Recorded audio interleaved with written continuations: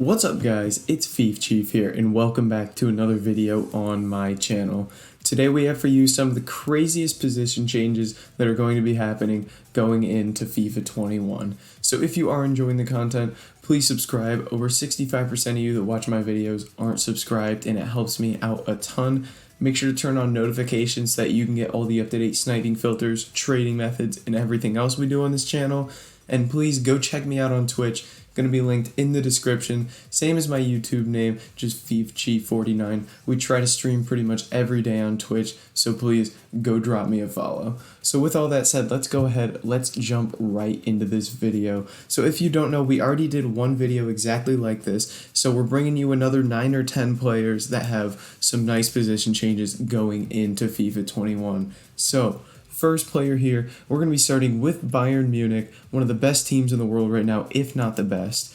And we're starting off with their left back, newly found center back, David Alaba. Yes, I think he'll have a center back card going into FIFA 21. He's played pretty much the whole season at center back for Bayern Munich. In FIFA 20, he actually has a shapeshifters card at center back. So I think he is going to transition over to that position, and I think that's really going to make his value shoot up in FIFA because I think he does have a better overall center back card than he does for a left back. So our first one there, Bayern Munich, who actually have a lot of players that have been kind of moving positions, interestingly enough. So Alaba is our first player.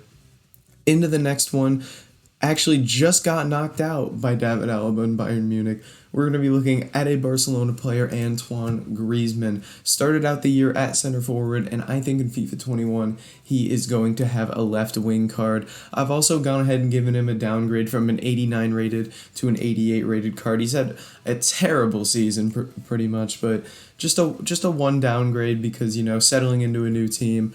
And he has been settling in to what looks to be a new position, as you can see. I think before at Atletico Madrid, he did play some on the right wing, and for France he has. But for Barcelona, he's moved over to that left wing position and not had the best season. But I do think he is going to have a left wing card in FIFA 21. So I've gone ahead and I've put him over there. And I think that's going to kind of drop his value because left wing does not really suit Griezmann well. Into the next player, sticking in the Spanish league, we're looking at Jesus Navas. Got himself a team of the season card this year. It was a right wing back, so I can definitely see him being changed to a right back or a right wing back in FIFA 21, getting some nice upgrades to his defending and physical stats. Again, nothing too big because EA tend to not give like massive upgrades, but super quick, good on the ball, a little bit more defending and physical, got himself that team of the season, plays most of his time for Sevilla in at that right back position. So I've gone ahead and I've slotted him in there, and that's where I think he'll be in FIFA 21. Into the next one, my favorite team, Manchester City, and we are going to be looking at Fernandinho. From CDM back to a center back, played most of the season at center back so far, and just because of the Laporte injury and then just our shortage of center backs with Stones and Otamendi really not being what we need back there. I've gone ahead and I've given him a downgrade because he's had a tough season. I've given him a big downgrade in pace because when he's on the field it looks like he can't move anymore. So can't really run anyone down. Giving him a overall downgrade from 87 to 86. So he's had a rough season. He started out really well at that center back position, and then as time has gone on, with how susceptible we are to counterattacks, he kind of falls apart in the back. But I do think Fernandinho will end up with a center back card in FIFA 21. Now, into the main man for this video, one of the best goal scorers of all time, highest scoring Champions League player ever, Cristiano Ronaldo. This could be a controversial one, but I have him changing from a striker to a left wing. Basically, Juventus, just with the players they have, Higuain at striker, they have Dybala. Ronaldo sometimes gets pushed out to that left side because he can really operate from anywhere and kind of impose his will on the game. So he plays striker, he plays left wing, but I'm thinking he could end up back with a left wing card in FIFA 21, which again I think that could be good for him because in terms of links, a lot of people like to use the 4-5-1 formation, and you can just strong link Alex Sandro and Ronaldo together, left back, left mid, and be ready to go. So yes, I do think Ronaldo could end up being a left winger in FIFA 21. Into the next card, As we can see here, we've got Lisandro Martinez moving from a center back to a CDM.